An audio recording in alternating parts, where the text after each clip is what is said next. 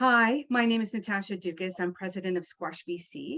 And today we are meeting with Cathy Brown, who is the recipient of the Squash BC President's Plate Award. Cathy, welcome. Thank you.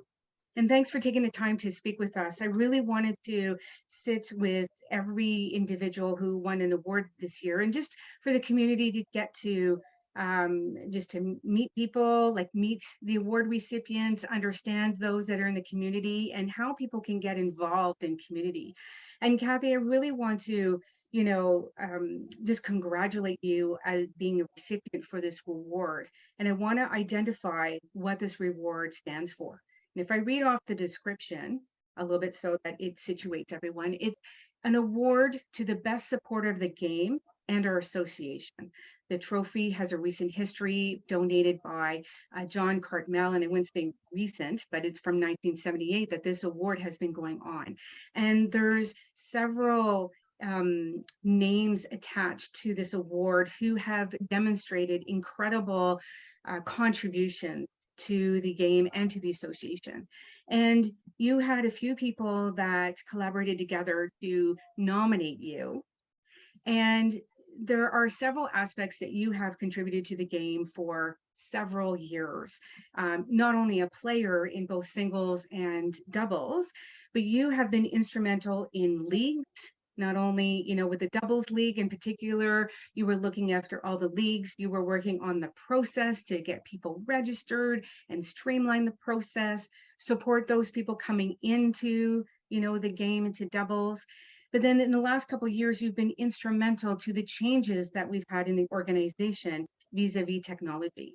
And your experience around project management and technology as well has been so valuable to help us through this transition with ClubLocker. I know we spent, a couple of years working through that. And I know last year was very, I don't want to say intense, but there was a lot of pieces to look at in terms of the ClubLocker transition to make sure things were going to go smoothly, not only for the organization of Squash BC, but also for the facilities and clubs that were going to be using that and coming on board with that. So you've contributed in so many levels for the sport and for the organization that is serving the club and facilities and the players as well. So I really want to congratulate you and thank you. And we appreciate all your efforts and contributions. Oh, thanks, Natasha. Yeah. I love squash, and it's always really great when you have the opportunity to give back to something you love with skill sets that you have that not everybody might not have. So the ClubLocker, the technology transition in particular, it was a great COVID project for sure. I had sort of gotten involved with you and the rest of the committee early on in the selection, or helping, not selection, that's the wrong word, helping make the decision whether BC was going to make the transition.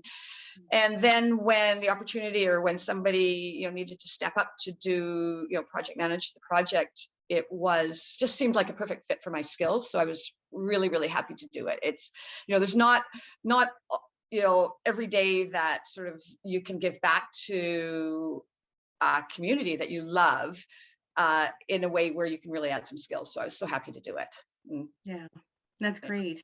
And we had the ladies, I remember the ladies league finals as well, that you were instrumental in coordinating with Ruth. And I just found that aspect as well with league, just such a, the camaraderie and the energy and people coming together to play a sport that they love.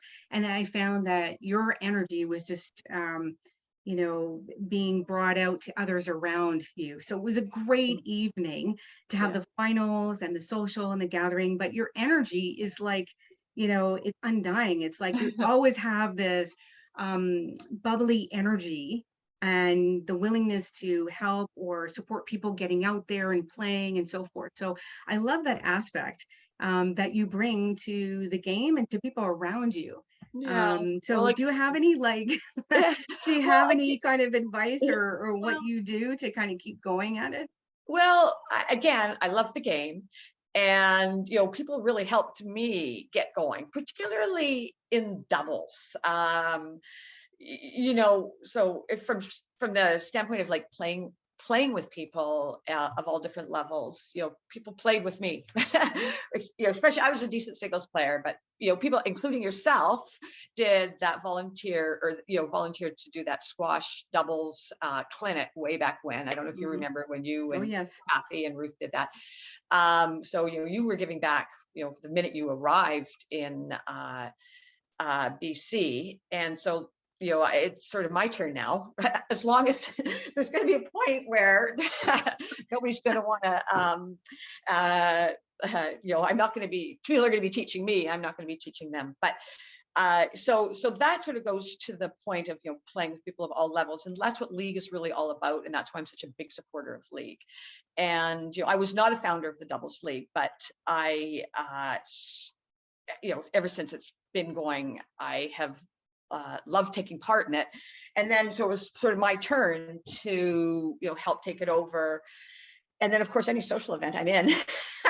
Yes. So I think the social aspect of League is just as important as the playing part, right? So Yeah. especially for women, because we're trying to get more and more women, and there's so many competing priorities. A lot of women still have children at home, they're working, and that night out is really important. So you want to make sure it's really great for them. So it's got to be both a good game of squash and good fun. So Yeah. And yeah. that's a key point too. You mentioned about, increasing the numbers of participation numbers of females, right? Girls and women coming to the sport. What do you feel is what has made you actually stay in the sport? Like thinking as, a woman, a businesswoman, contributed to the sport, passionate about the sport. What aspects have brought you into the game, Yeah. and that you think would be beneficial for other women to and girls to get in the game of squash? Yeah, well, so initially when I was playing singles and I was much younger, and I did have a huge job and I traveled a lot, don't have children. So that gave me a little bit more time than some people. But if it was a great workout, 45 minutes, I could come out, have a great workout, and have some social and some fun at the same time. And there was no other sport that could possibly offer that to anybody. So that's where I started. I had very, very little time. And as I said, I was traveling all over the world, so I couldn't be there all the time. But when I was home and I needed to work out, you knew you could get that 45 minutes and hang out with somebody you really liked. As I've gotten older, it's changed a little bit. I was still working really hard, didn't necessarily relish the workout quite as much, but still time limited. So time limited workout with friends that you really like spending time with. And then as I graduated, that's not quite the right word, gravitated towards doubles, then it probably has become a little bit more social and maybe a little less workout, and maybe have to still go to the gym, but I have time. So it's been an evolution. From the time I started when I was about 30, I didn't start as a junior. I started relatively late. I was a badminton squash player. So in my early 30s, I started playing, and still playing both singles and doubles now at 60. So That's great. And you've married that with a competitive side as well for yeah. singles and doubles, right? So do you want to share some of the amazing results that you had this year? You played nationals, singles, doubles competition. Yeah, I had a good year, as it turned out, actually. The BC doubles, actually, my partner and I, largely because of my younger partner, I have to admit, we won the BC doubles, so that was really great. And there was a good entry. There was a couple of people missing, COVID and injuries, but we were very, very proud of that. Of that result. And then, as people may or may not know, nationals was held here. The Canadian nationals singles was held here, glass court down at Jack Bull Plaza, and it was a very exciting, huge event put on by Squash Canada and helped by Squash BC in a big way. And I kind of dusted off the singles racket. I played a little bit throughout the year in anticipation that I might do this, but dusted off the singles racket and managed to stay healthy enough to play and won my event. So it was the 60s. So it wasn't probably as big of a turnout as maybe would have liked for my event, but it was a great event and I was really, really happy to support it and nice to win. So Yeah, you had a fabulous year. So yeah, congratulations on those. yeah, They thank were you. hard fought, right? They were Yeah, hard yeah, fought, and a lot of grit and a yeah, lot of perseverance went into that, as with each game, yeah, right? yeah, Especially in the doubles. yeah, So good oh on yeah. you. There's a lot of mental aspect Mhm. around playing the sport Yeah, that I yeah, think squash gives you such a great framework for mhm, that, right? yeah, yeah, If you let the matches go like for a few points, you can get yourself really in a rabbit hole. mhm. So you really have to pick yourself up, pick your socks up, right? And Yeah, then get on there and then get back into it. So I find yeah, not only physical, but for mental side of things, squash is amazing for that. for sure. Like any sport, I think, right? Yeah, Yeah. yeah, Yeah. yeah. Oh, You that's got to great. be able to, yeah, dust yourself off and get going again. Uh, especially now. Yeah, Yeah, exactly. take some So, and breaks. thinking about, moving your plans moving forward. So now you've joined the board of Squash Mhm. BC, which we're so excited to have you on the board. And so what are your thoughts around the board and what you want to bring to the organization and to the sport, and then also your plans for play and Yeah. coordinating? Well, in terms of the board, I'm relatively new, as you know. I haven't even had my first board meeting yet, but I'd uh, I'd like to contribute in any way that uh, goes to growing the sport in the province. I love it so much, and it's been such a big part of my life that I feel that other people should be able to benefit from it, like in the same way that I have. It's pretty accessible, right? Like I know that you don't have to be a member of a private club. There's it's available at the YMCA. There's you still see courts in some condo buildings, community centers, and then some other sort of smaller key clubs that are accessible for a lot of people. So again, I just wanted to see what we can do to grow the sport at the grassroots level in particular.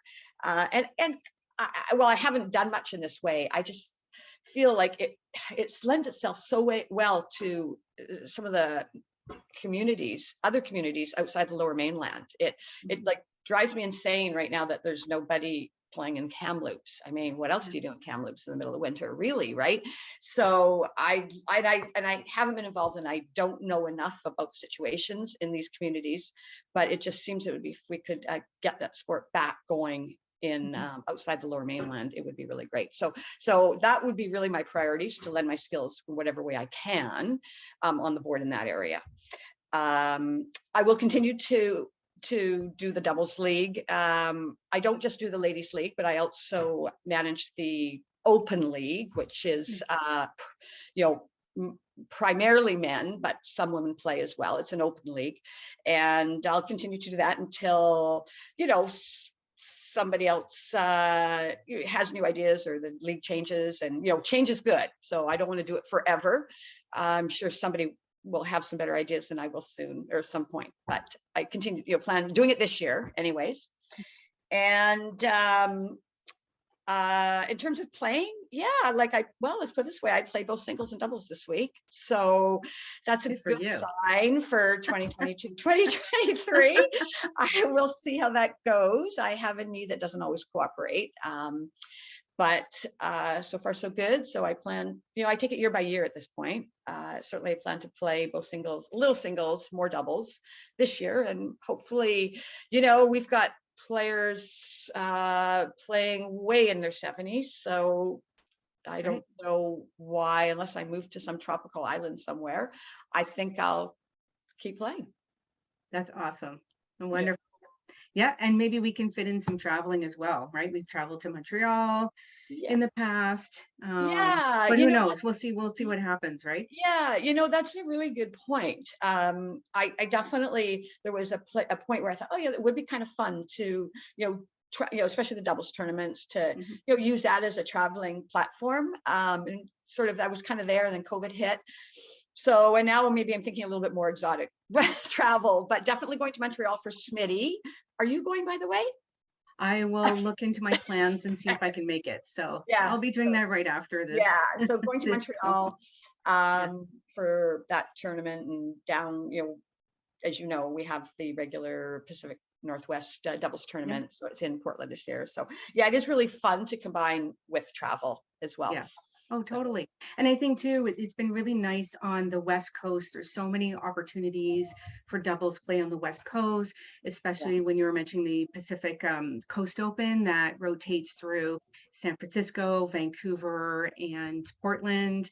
yeah, So it's a wonderful tournament. There we have like Alberta that's close by, and Edmonton and Calgary that we can play. So there's a really kind of core traveling group that goes to yeah, these, and it makes it so much fun to see the sites and connect with people and while you're playing and have some great dinners, and yeah, so yeah, yeah, I love yeah, it. for sure. I Yeah, love that. I love that part of it too, the yeah, the yeah. socializing Oh, and oh, traveling. yeah, yeah, Yeah. yeah, exactly.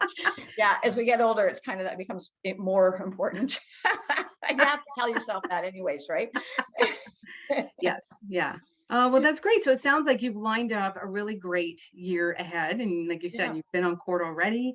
Hmm. So that's a good start to the season. And yeah, and then we've got Women's Squash Week coming up, so we expect to see you out there, and I'll be out there as well, just Yeah, promoting the women and girls. So yeah, I wanted to really take this time to thank you so much for what you do for the Association for Squash BC, what you have done, what you continue to do, and then your involvement and your energy and passion that just flows from you when you're playing events. So yeah. it's always great to see you at the club, at events and so forth. So you being the recipient of the President Plate was just perfect, perfect time to celebrate you.